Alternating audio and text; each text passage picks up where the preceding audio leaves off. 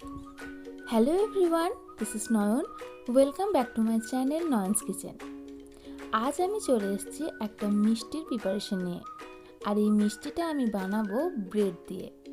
তো আসুন দেখে নিই ব্রেড বার্ফি বা পাউরুটির মিষ্টি বানাতে কি কি লাগছে। ব্রেড বার্ফি বানাতে ব্রেড তো লাগছেই, কিন্তু এই ব্রেডটাকে প্রথমে একেবারে গুঁড়ো গুঁড়ো করে নিতে হবে। লাগছে দুধ, নারকেল কোড়া, চিনি,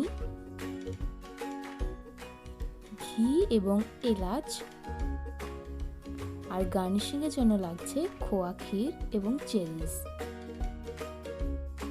তো প্রথমে আমি কড়াইতে ঘি দিয়ে দিচ্ছি। 2 টেবিল স্পুন মতো আমি ঘি দিলাম। এবার ব্রেড ক্রাম্বসগুলোকে ঘিয়ের মধ্যে দিয়ে খুব ভালো করে ভেজে নেব। এই সময় গ্যাসের ফ্লেমটা একেবারে লোতে রাখতে হবে, নইলে পুড়ে যাওয়ার সম্ভাবনা থাকতে পারে।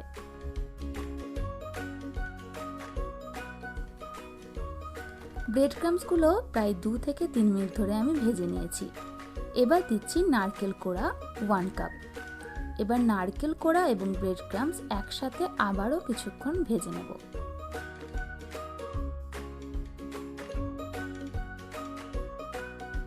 তিন 4 মিনিট ধরে আমি নারকেল কোড়া এবং ব্রেড ক্রাম্বস ভালো করে ভেজে নিয়েছি।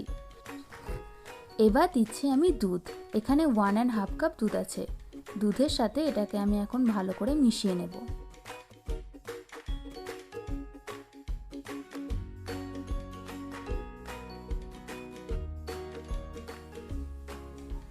ভালোভাবে মেশানো হয়ে গেলে এখন আমি অ্যাড করব চিনি। এখানে আমি 1/2 কাপ চিনি দিচ্ছি। এবার চিনিটাকে আমি ভালোভাবে মিশিয়ে নেব এবং এটাকে আমি নাড়তেই থাকবো যতক্ষণ না চিনিটা পুরোপুরি গলে গিয়ে মিক্সচারটা সম্পূর্ণভাবে রেডি হচ্ছে। এই সময় কিন্তু আমি ফ্লেমটা একেবারে লোতেই রাখছি। মিক্সচারটা এখন রেডি। প্রায় 5 থেকে 6 মিনিট ধরে আমি সমস্ত উপকরণ ভালোভাবে মিশিয়ে নিয়েছি। চিনিটাও বেশ ভালোভাবে গলে গেছে। এখন মিক্সচারটা পুরোপুরিভাবে রেডি। এবার এটাকে আমি একটা পাত্রে ঢেলে নেব।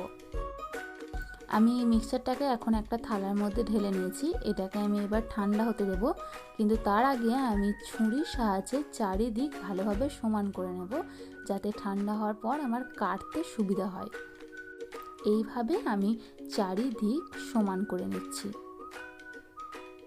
ব্যাস, এটাকে আমি এবার ঠান্ডা হতে দেব। তো মিক্সচারটা এখন পুরোপুরি ঠান্ডা হয়ে গেছে, জমাট বেঁধে গেছে। এটাকে আমি প্রায় 1 ঘন্টা ধরে ঠান্ডা হতে দিয়েছিলাম। এবার এর মধ্যে খুব সামান্য এলাচ গুঁড়ো আমি ছড়িয়ে দিচ্ছি।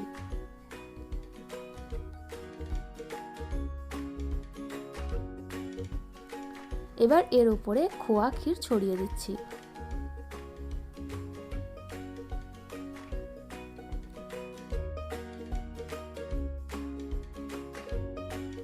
এবার ছুরি দিয়ে এটাকে আমি সুন্দরভাবে কেটে নেব। আপনারা যেরকম সাইজে চান সেরকম সাইজে কাটতে পারেন।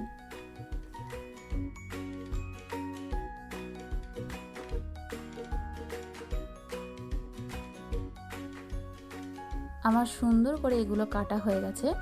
এবার এক একটা মিষ্টির ওপরে আমি সরু সরু করে কাটা চেরিগুলো বসিয়ে দেব। ব্যাস রেডি ব্রেড বার্ফি বা পাউরুটির মিষ্টি। এটাকে এবার আমি সার্ভ করে দেখাচ্ছি। তো আমার আজকের রেসিপি ব্রেড বার্ফি বা পাউরুটির মিষ্টি একেবারে রেডি।